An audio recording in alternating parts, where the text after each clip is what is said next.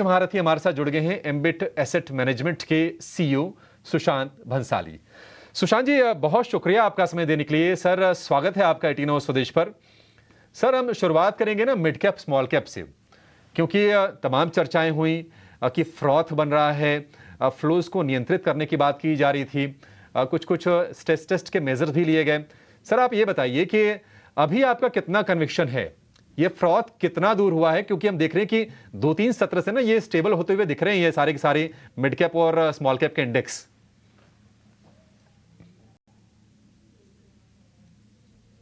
धन्यवाद शो पे लाने के लिए।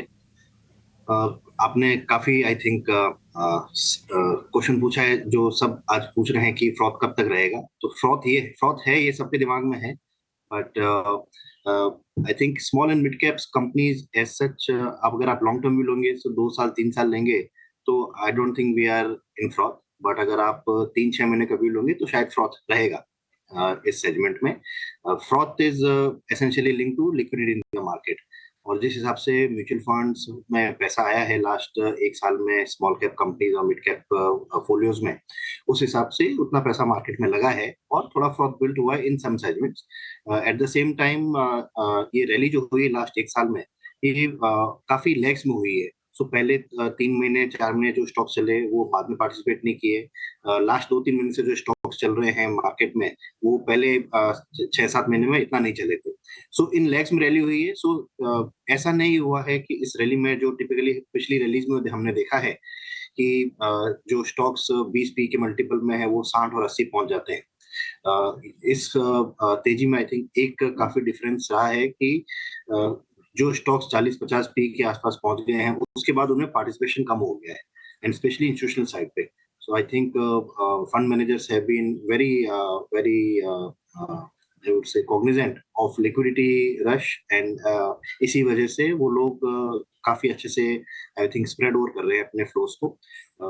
बहुत सारे म्यूचुअल फंड्स में I would say almost 25-30% number of shares देखें हर स्कीम में वो इंक्रीज हो गए हैं, and which says that the people have spread over the money rather than getting stick to same names in their portfolio जैसे जैसे पैसा आता गया है। सो डेफिनेटली नर्वसनेस है मार्केट में। लास्ट 1 महीने से हम देख रहे हैं कि कुछ कुछ सत्रों में काफी नर्वसनेस आती है। एक दिन में तो इनफैक्ट 5% के ऊपर इंडेक्स स्मॉल कैप का गिर गया था, एंड उसमें उस दिन अगर आप देखेंगे तो लिक्विडिटी काफी कम रही थी कंपेयर टू अदर सेशंस। और मंदी में जब बड़ी मंदी आएगी तो ऐसा ही होता है कि लिक्विडिटी एकदम सकआउट हो जाती है मार्केट से। लोग खरीदना बेचना बिल्कुल नहीं चाहते हैं, और उसमें अगर रिडेम्पशन ज्यादा है तो वैसे म्यूचुअल फंड कंपनीज ने मोस्ट ऑफ देम ने 4-5% कैश रखा हुआ है, and there is some good large cap allocation also. So stress test वाली सिचुएशन मेरे हिसाब से इतनी खराब नहीं होगी। बट मार्केट नर्वस रहेंगे नेक्स्ट 3-6 महीने तक। 3 से 6 महीने थोड़ी नर्वसनेस और रह सकती है मार्केट्स में, ये टेक अवे आ रहा है। नमस्कार सुशांत जी, मैं सृष्टि बात कर रही हूँ। अगर आज देखें तो मार्केट पूरा कंसर्न है आईटी स्पेस को लेके, क्योंकि कल एक्सेंचर ने ग्लोबल मार्केट्स में थोड़ा सा मूड को बिगाड़ा, नैस्डैक पे उसका असर था। पर आज देखें तो सभी large cap IT space mid और स्मॉल कैप से भी लुढ़कते हुए नजर आ रहे हैं। आपका क्या व्यू है आईटी स्पेस पे? क्योंकि हम देख रहे थे कि पिछले क्वार्टर की अर्निंग्स के बाद कई सारे एक्सपर्ट्स ये मान रहे थे कि आईटी अब बॉटम आउट हो गया है। आने वाले समय में जिस तरीके के ऑर्डर इनफ्लो है, एट्रिशन कम हो गया है, कहीं ना कहीं अब एक अच्छा वक्त शुरू होगा आईटी के लिए। क्या ये जो अपकमिंग अर्निंग सीजन है फिर से एक बार निराशा हाथ लग सकती है आईटी स्पेस के लिए? आपका क्या व्यू है इस पे? जी, bottom out analyst can can expect, but bottom out hindsight में पता लगेगा कि बॉटम आउट कब हुआ। बट जनरल कंसेंसस यही है कि if we have not bottom out we are nearing bottom out. So on a quarterly basis very difficult to predict कि Q3 में बॉटम आउट होगा या Q2 में बॉटम आउट हो चुका है already. I think after 2-3 quarters के result के बाद ही हमें पता लगेगा कि बॉटम आउट कब हुआ था। बट सर्टेनली हम साइकिल में नीचे की साइड में आई थिंक पहुंच चुके हैं, और यहाँ से ज्यादा मंदी हमको नहीं लग रही है आईटी सेक्टर में। I think revenue growth will pick up now, whether ये इस क्वार्टर से ही पिकअप होने लग जाएगा after looking at the results, या 1-2 क्वार्टर और लगेंगे, only time will tell. But certainly deep correction in growth I think is behind us, And from that perspective, and wherever the valuations are reasonable, IT as such, from a 2-year perspective, looks very good actually.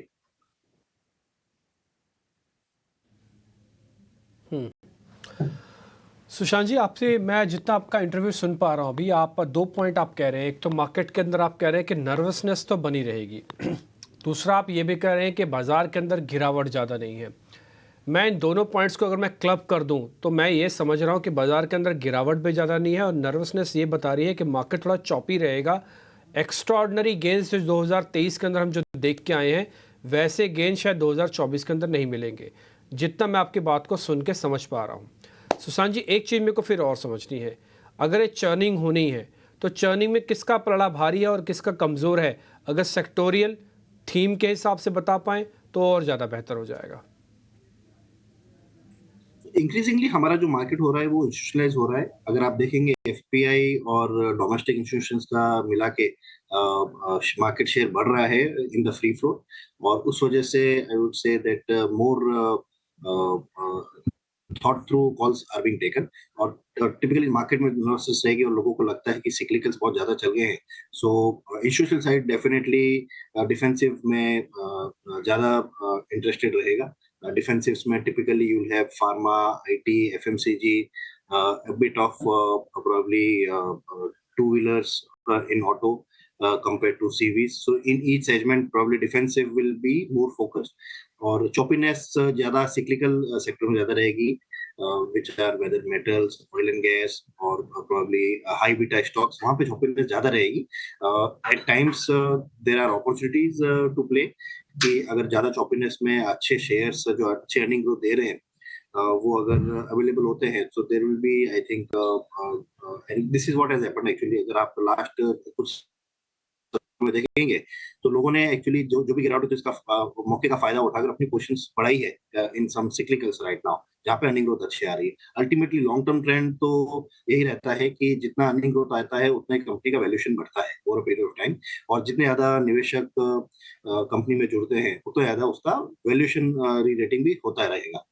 So definitely थोड़ा froth जो build हुआ है market में in terms of anybody and everybody who delivered some earning growth, उन्होंने अपना valuation market का बढ़ा है, बट ये सस्टेनेबल है या नहीं earning is what I think as managers and as investors one has to look कि जिन कंपनीज का अर्निंग सस्टेनेबल रहेगा, जिन सेक्टर्स में सस्टेनेबल अर्निंग रहेगी, इन्वेस्टर्स का झुकाव वहीं पे आगे रहेगा। शान जी, मैं एक बार आपसे फिर से आईटी पे ही राय जानना चाहूँगी, क्योंकि आपने बोला कि आईटी स्पेस आपका ये मानना है कि बहुत नियर है अपने बॉटम आउट फेज के लिए। तो ऐसे में अगर आप बता पाएँ, अगर अलाउ करता है डिस्क्लोजर नॉर्म्स के, कोई स्टॉक्स जो कि रेडार पे रखने चाहिए या हमारे दर्शकों के लिए कोई टेकअवेज हो सकते हैं, अगर नहीं तो कौन से स्पेस पे ध्यान रखें? क्या इस समय सही होगा कि लार्ज कैप स्पेस पे जाएं, या फिर जिस तरीके से हम देख रहे हैं कि जो बड़े ऑर्डर्स हैं या फिर अच्छे ऑर्डर्स हैं वो थोड़े से मिड और स्मॉल कैप की कंपनीज को भी जाते हैं, तो वहाँ पे कुछ मौके तलाशें? No definitely, so I not, मैं इंडिविजुअल नाम्स नहीं ले पाऊंगा because of compliance reasons, but definitely अगर आप पॉकेट्स में देखेंगे तो जहाँ पे I think sustainable earning growth रही है इस मंदी वाले माहौल में भी लास्ट 3-6 क्वार्टर में, these are the companies in our view जो आई थिंक उनका अर्निंग ज्यादा सस्टेनेबल रहेगा, क्योंकि जिन कंपनीज ने खराब टाइम में अच्छा परफॉर्म किया है, वो जब अच्छा समय आएगा सेक्टर का उस समय और ज्यादा अच्छा परफॉर्म करेगी। इन कंपनीज ने अपना मार्केट शेयर बढ़ाया है और रेवेन्यू ग्रोथ को, मोमेंटम को बनाए रखा है। डेफिनेटली थोड़ा कम हुआ compare to 2021, but still they are much better than other peers in their group. So जिन कंपनीज ने FY24 और FY23 में ज्यादा अच्छा डिलीवर किया है revenue growth, I think these are the ones to back in for the next rally. I think they will create much more value. Definitely, जिन कंपनीज ने historically अच्छा डिलीवर किया है and they didn't participate that well in the last 1 or 2 years, they will also make a comeback. So I will say it's a mix of valuation कि जहाँ पे and question of and mix of earnings. तो जिन company ने अच्छा earnings दिया है last 4-5 quarters में, I think वो कंटिन्यू रहेगी, but at the same time कुछ अपॉर्चुनिटीज रहेगी जहाँ पे वैल्यूएशन काफी नीचे आ गया है इन कंपनी जिन्होंने लॉन्ग टर्म में अच्छा ग्रोथ दिया है। तो दोनों pockets I would say will make sense for the next leg of IT sector growth.